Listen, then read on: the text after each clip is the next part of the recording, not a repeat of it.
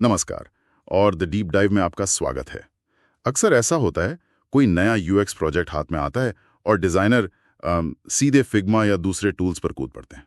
उत्साह अच्छा है, पर ये थोड़ी जल्दबाजी है ना? हाँ, ये बहुत आम है। लगता है कि चलो फटाफट बनाना शुरू करते हैं, लेकिन यहीं गड़बड़ हो जाती है। असल में बिना सही सवाल पूछे शुरुआत करने का मतलब है बाद में उफ, सिरदर्द। हाँ, जैसे कोई जरूरी फीचर छूट गया या फिर यूजर कंफ्यूज हो गए। बिल्कुल, सबने ब्रेनस्टॉर्मिंग के बारे में सुना है, पर मुझे लगता है असली ताकत सही सवाल पूछने में है। बिल्कुल। तो आज का हमारा फोकस इसी पर है। हम सप्तर्षि प्रकाश की YouTube video get ahead of 99% UI UX designers in just 10 steps से प्रेरणा लेकर उन 10 जरूरी सवालों पर एक गहरी बातचीत करेंगे। वो सवाल जो किसी भी यूएक्स प्रोजेक्ट को शुरू करने से पहले पूछने चाहिए। हाँ, और लक्ष्य सीधा है। इन सवालों की मदद से डिजाइन प्रक्रिया को स्मार्ट बनाना, जो आम गड्ढे हैं उनसे बचना और एक ऐसी नींव रखना जिससे वाकई कुछ अच्छा बन सके। मतलब ये जानना कि क्या बनाना है और उससे भी जरूरी क्यों बनाना है। सही कहा। ये सवाल एक तरह से स्टार्टर हैं, खासकर तब जब समझ ना आ रहा हो कि पहला कदम कहाँ रखें। तो चलिए शुरू करते हैं। हाँ, तो पहला सवाल, हम ये समस्या असल में किसके लिए हल कर रहे हैं? मतलब हमारे उपयोगकर्ता कौन है?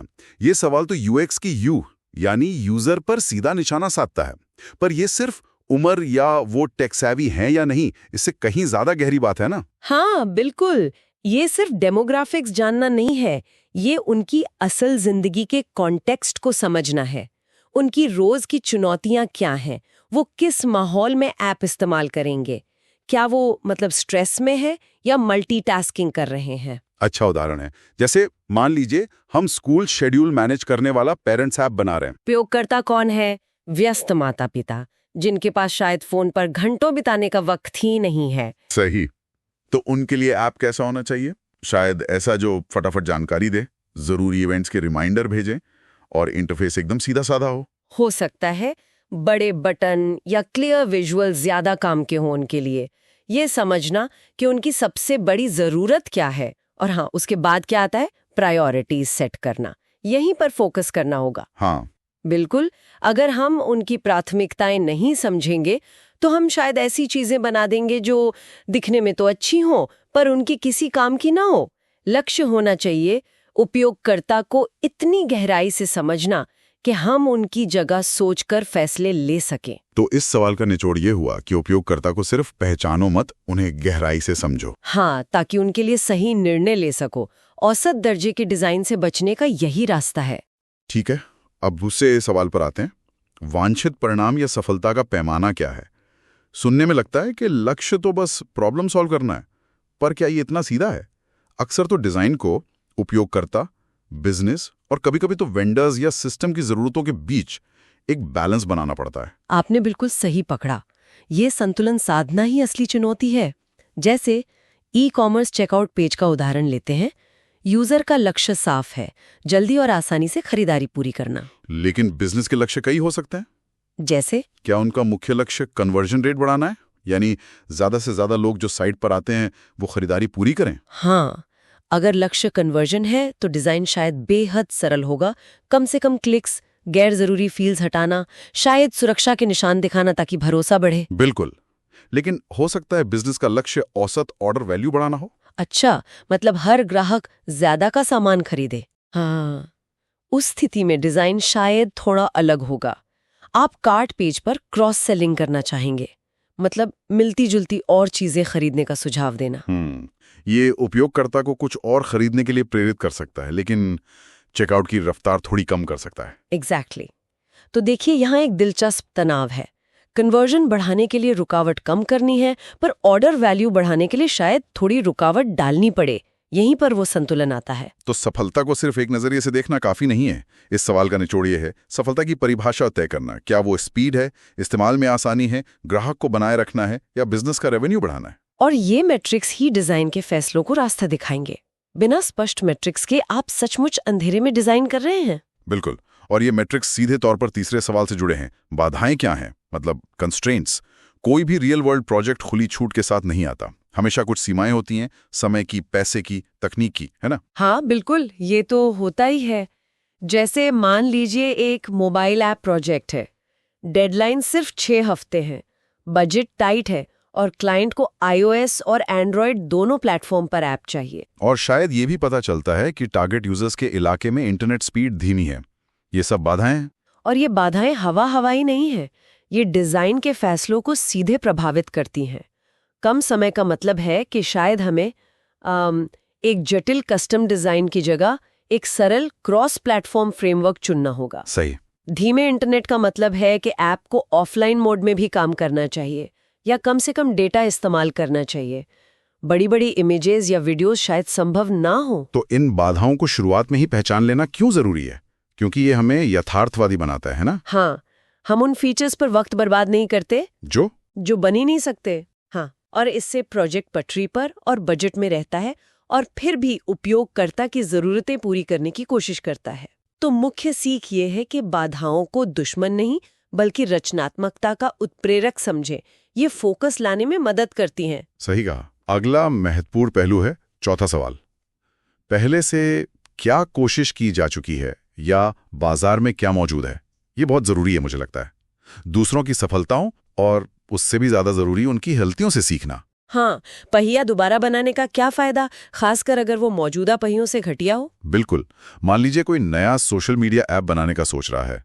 सीधे आइडिया पर कूदने से पहले मौजूदा ऐप्स जैसे इंस्टाग्राम, टिकटॉक, स्नैपचैट को देखना, ये तो समझदारी है। उनकी ताकत क्या है, उनकी कमियां क्या है? शायद आप नोटिस करें कि इंस्टाग्राम पर दोस्तों को खोजना कभी-कभी मुश्किल होता है। अरे हाँ, ये आपके ऐप के लिए एक मौका हो सकता है बेहतर फ्रेंड डिस्कवरी। या फिर ऐप स्टोर्स पर मौजूद ऐप्स के रिव्यूज पढ़ना। यूजर्स किन चीज़ों की शिकायत कर रहे हैं? शायद नेविगेशन कंफ्यूजिंग है या प्राइवेसी को लेकर चिंताएं हैं। ये जानकारी तो गोल्ड माइन है। सही।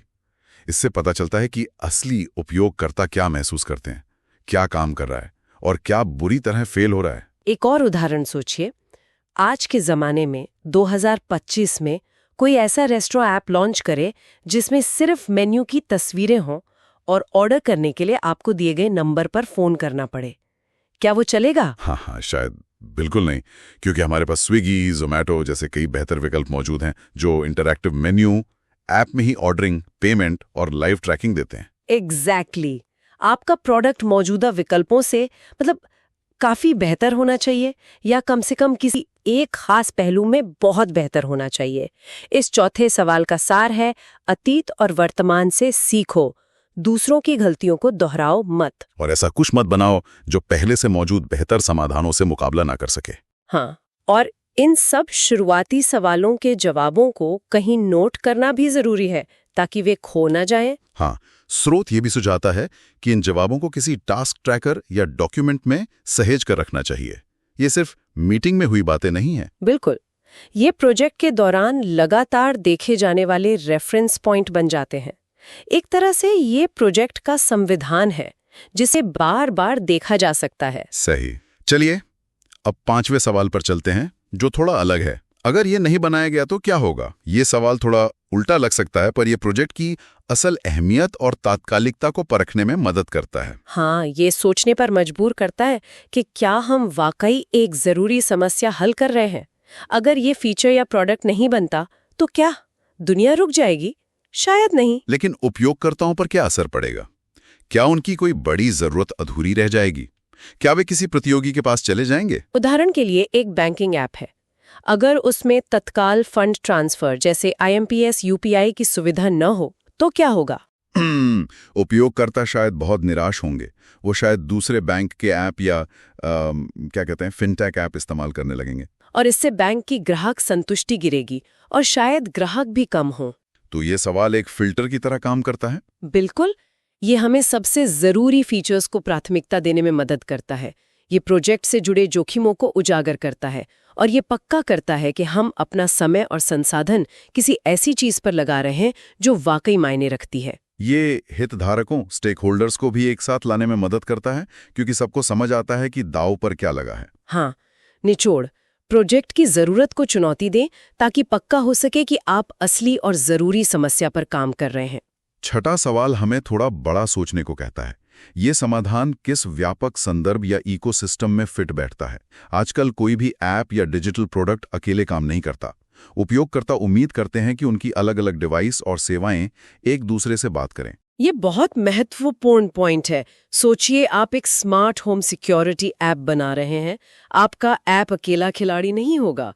उपयोगकर्ता के घर में शायद पहले से ही Amazon एलेक्सा या गूगल होम स्पीकर हो, फिलिप्स ह्यू लाइट्स हो या कोई दूसरी कंपनी की स्मार्ट डोरबेल लगी हो। सही। और उपयोगकर्ता चाहेगा कि आपका नया सिक्योरिटी कैमरा या सेंसर इन मौजूदा चीजों के साथ मिलकर काम करे। अगर आपका ऐप इस इकोसिस्टम को नजरअंदाज करता है तो सोचिए उपयोगकर्ता को कितनी झुंझलाहट होगी। उन्हें शायद कई अलग-अलग ऐप खोलने पड़ेंगे, डिवाइस के नाम बार-बार सेट करने पड़ेंगे, ऑटोमेशन ठीक से काम नहीं करेगा। और नतीजा, आपका बढ़िया प्रोडक्ट शायद इस्तेमाल ही ना हो, शेल्फ पे पड़ा रह जाए। बिल्कुल। लेकिन अगर आप इकोसिस्टम को ध्यान में रख के डिजाइन करते हैं तो आप शायद इंडस्ट्री के मानकों जैसे मैटर या जिगबी को अपनाएंगे। आपका ऐप शायद नेटवर्क पर मौजूद डिवाइस को खुद ही ढूंढ ले। अच्छा। शायद वो एलेक्सा या गूगल असिस्टेंट से वॉइस कमांड ले सके, शायद वो दूसरी स्मार्ट डिवाइस के सेटिंग्स का इस्तेमाल कर सके। इससे उपयोगकर्ता को लगता है कि सब कुछ आपस में जुड़ा हुआ है और आसानी से काम कर रहा है। सेटअप का समय बचता है और इस्तेमाल करने में दिमाग पर जोर कम पड़ता है। इस सवाल का सार, अपने समाधान को एक द्वीप की तरह ना देखें, उसे मौजूदा इकोसिस्टम से जोड़ें ताकि वो उपयोगकर्ता की जिंदगी में आसानी से फिट हो जाए, न कि एक और बोझ बन जाए। सही। अब आते हैं 7वें सवाल पर। ये समाधान ब्रांड के मूल्यों और टोन के साथ कैसे संरेखित होता है? डिजाइन सिर्फ काम करने वाला नहीं होना चाहिए, उसे ब्रांड की कहानी भी कहनी चाहिए। हाँ, ब्रांड सिर्फ लोगो और रंग नहीं होता, उसकी एक पहचान होती है, एक आवाज होती है। मान लीजिए आप एक फिटनेस ऐप बना रहे हैं। अगर ब्रांड की पहचान जोशीली, प्रेरक और मजेदार है तो ऐप का डिजाइन भी वैसा ही दिखना और महसूस होना चाहिए। सुस्त या बोरिंग डिजाइन काम नहीं करेगा, है ना? इसके लिए डिजाइनर को क्या चाहिए होगा? शायद ब्रांड की स्टाइल गाइड, तय रंग पैलेट, फॉन्ट्स, हो सकता है खास तरह की तस्वीरों या वीडियोस की जरूरत पड़े। हाँ, जिसके लिए फोटोशूट या स्टॉक इमेजरी खरीदनी पड़े। ये सवाल इसलिए भी जरूरी है ताकि ये पता चल सके कि ये सब चीजें उपलब्ध हैं या नहीं। ये प्रैक्टिकल चीज है। सही। और ये सिर्फ दिखने की बात नहीं है। नहीं, बिल्कुल नहीं। ये भावनात्मक जुड़ाव बनाने के बारे में है। जब ऐप का अनुभव ब्रांड की पहचान से मेल खाता है तो उपयोगकर्ता ज्यादा जुड़ावा महसूस करते हैं। तो निचोड़, डिजाइन को ब्रांड का आईना बनाए। ये सिर्फ दिखावा नहीं, बल्कि उपयोगकर्ता और ब्रांड के बीच एक गहरा रिश्ता बनाने का तरीका है। बहुत बढ़िया। 8वां सवाल हमें फोकस बनाए रखने में मदद करता है। मुख्य उपयोग के मामले, यूज केसेस क्या हैं जिन्हें हमें संबोधित करने की आवश्यकता है? हर प्रोजेक्ट में 100 चीजें करने का मन कर सकता है, लेकिन सब कुछ करना न तो संभव है और न ही जरूरी। हाँ, ये सवाल करना ही चाहिए को करना अच्छा रहेगा से अलग करने में मदद करता है। एक राइड हीलिंग ऐप जैसे उबर या ओला का उदाहरण लेते हैं। इसके कई संभावित उपयोग हो सकते हैं, लेकिन सबसे मुख्य कौन से हैं? शायद पहला और सबसे जरूरी उपयोग है, मुझे अभी यहीं पास में कहीं जाने के लिए राइड चाहिए। ये सबसे आम जरूरत है। ऐप खोलते ही आसपास की गाड़ियां दिखें, डेस्टिनेशन डालना आसान हो, किराया पता चले और 2-3 टैप में बुकिंग हो जाए। और ड्राइवर कहाँ है ये मैप पर दिखे। इस फ्लो को एकदम सरल, तेज और तनाव मुक्त होना चाहिए। बिल्कुल। एक और मुख्य उपयोग हो सकता है का प्रकार चुनना, किराया कंफर्म करना और रिमाइंडर सेट करना आसान होना चाहिए। ये फ्लो अभी राइड चाहिए वाले से थोड़ा अलग होगा। और एक तीसरा जो शायद कम बार हो पर बहुत जरूरी है, कुछ गड़बड़ हो गई। अरे हाँ, जैसे ड्राइवर ने राइड कैंसिल कर दी, या मुझे बीच रास्ते में डेस्टिनेशन बदलना है, या कोई सामान गाड़ी में छूट गया। ऐप में इन स्थितियों से निपटने का साफ तरीका होना चाहिए। चाहे वो दूसरी गाड़ी ढूंढना हो, किराया अपडेट करना हो या कस्टमर सपोर्ट से आसानी से संपर्क करना हो। बिल्कुल। इन 2-3 मुख्य उपयोग के मामलों पर ध्यान केंद्रित करने से पूरी टीम एक दिशा में काम करती है। हम इन कोर सिनेरियोज को अच्छे से डिजाइन, प्रोटोटाइप, टेस्ट और रिफाइन कर सकते हैं। और एक बार ये मजबूत हो जाए तब हम लॉयल्टी पॉइंट्स या दोस्तों को रेफर करने जैसे कम जरूरी फीचर्स पर जा सकते हैं। हाँ, इस सवाल का सार, सबसे जरूरी काम पहले करें। मुख्य उपयोग के मामलों पर फोकस करके एक ठोस आधार बनाएं। 9वां सवाल हमें जमीन से जोड़े रखता है। हम उपयोगकर्ता प्रतिक्रिया, यूजर फीडबैक कैसे एकत्र करेंगे और उस पर कैसे प्रतिक्रिया देंगे? ये सवाल पक्का करता है कि हम क्या कहते हैं, हवा में तीर नहीं चला रहे, बल्कि असली उपयोगकर्ताओं की सुन रहे हैं। हाँ, और ये सिर्फ लॉन्च के बाद एक सर्वे भेज देने के बारे में नहीं है। ये फीडबैक को डिजाइन प्रक्रिया का अटूट हिस्सा बनाने के बारे में है, एक लगातार चलने वाली प्रक्रिया। जैसे मान लीजिए हम जेन जी के लिए एक पर्सनल फाइनेंस ऐप बना रहे हैं। ये सवाल शुरुआत में पूछना बहुत फायदेमंद हो सकता है। कैसे? ये हमें मजबूर करेगा कि हम सफलता को जेन जी के नजरिए से देखें। ये हमें नियमित रूप से उनसे बात करने, उनकी ज़रूरतें समझने के लिए प्रेरित करेगा, शायद बीटा टेस्टिंग, यूजर इंटरव्यू या सोशल मीडिया पर बातचीत के जरिए। और ये हमारे रोड मैप को भी ईमानदार रखेगा। बिल्कुल। अगर किसी आइडिया को टेस्ट नहीं किया जा सकता या उसका असर मापा नहीं जा सकता, तो शायद वो अभी बनाने लायक नहीं है। और ये पूरी टीम डिजाइन, प्रोडक्ट, इंजीनियरिंग को एक साथ लाता है। सही। जब फीडबैक आता है तो सबको पता होता है कि आगे क्या करना है, कैसे प्रतिक्रिया देनी है। हाँ, उपयोगकर्ता प्रतिक्रिया को एक तरह से ध्रुव तारा मानना चाहिए। इससे ऐप उपयोगकर्ताओं के साथ विकसित होता है, उनसे दूर नहीं जाता। निचोड़: उपयोगकर्ता की आवाज को अपनी गाइड बनाएं और इसे एक बार की घटना नहीं बल्कि एक सतत आदत बनाएं। बहुत जरूरी बात। और आखिर में 10वां सवाल, जो भले ही आंतरिक लगे पर बेहद महत्वपूर्ण है। प्रमुख हितधारक कौन है और निर्णय कैसे लिए जाएंगे? प्रोजेक्ट में अक्सर कई लोगों की राय और इच्छाएं शामिल होती हैं। हाँ, और अगर यह स्पष्ट ना हो कि अंतिम फैसला कौन लेगा तो गड़बड़ हो सकती है। बिल्कुल हो सकती है। सोचिए, एक ऑनलाइन ग्रोसरी साइट का रीडिजाइन हो रहा है। मार्केटिंग टीम चाहती है कि होम पेज पर बड़े बड़े प्रमोशनल बैनर्स हों। इंजीनियरिंग टीम चिंतित है कि इससे पेज लोड टाइम बढ़ जाएगा। लीगल टीम चाहती है कि डेटा प्राइवेसी नियमों का सख्ती से पालन हो। सबकी अपनी अपनी प्राथमिकताएं हैं। हाँ, अगर शुरुआत में यह तय नहीं किया गया कि इन अलग अलग जरूरतों में संतुलन कैसे बनाया जाएगा या किसकी बात अंतिम मानी जाएगी, तो क्या होगा? मीटिंग्स में अंतहीन बहस हो सकती है। या इससे भी बुरा, डिजाइन लगभग फाइनल होने के बाद कोई सीनियर एग्जीक्यूटिव आकर कह दे कि नहीं, मुझे ये पसंद नहीं, और सब कुछ फिर से शुरू करना पड़े। कितना फ्रस्ट्रेटिंग होता है वो। ओह हाँ, बिल्कुल। इस सवाल को जल्दी पूछने से चीजें साफ हो जाती हैं।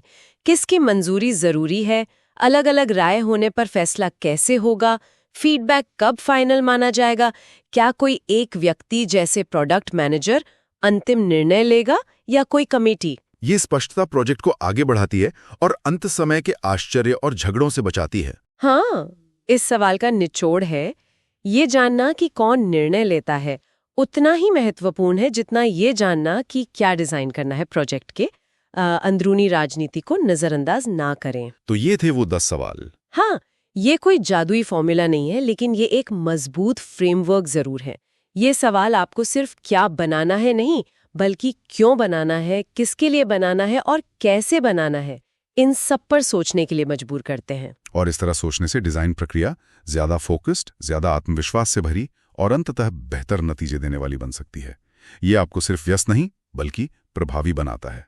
सही कहा, ये एक तरह से होशियारी से काम करने का तरीका है, न कि सिर्फ मेहनत करते जाने का। और अब जाते जाते एक विचार छोड़ जाते हैं। हमने बात की कि ये सवाल प्रोजेक्ट की शुरुआत में पूछने चाहिए, लेकिन प्रोजेक्ट तो एक जीवित चीज की तरह होता है, वो बदलता है। क्या होगा अगर प्रोजेक्ट के बीच में इनमें से किसी सवाल का जवाब बदल जाए? मान लीजिए हमें अपने उपयोगकर्ताओं के बारे में कुछ नया पता चलता है, या कोई नई तकनीकी बाधा आ जाती है, या सफलता का पैमाना है बदल जाता है। दिलचस्प सवाल है। ऐसी बदलती परिस्थितियों के अनुकूल ढलने के लिए हमारी डिजाइन प्रक्रिया कितनी लचीली होनी चाहिए?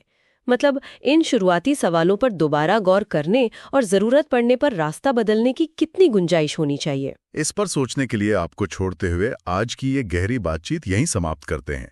उम्मीद है ये चर्चा आपके लिए उपयोगी रही होगी। द डीप डाइव से जुड़ने के लिए धन्यवाद।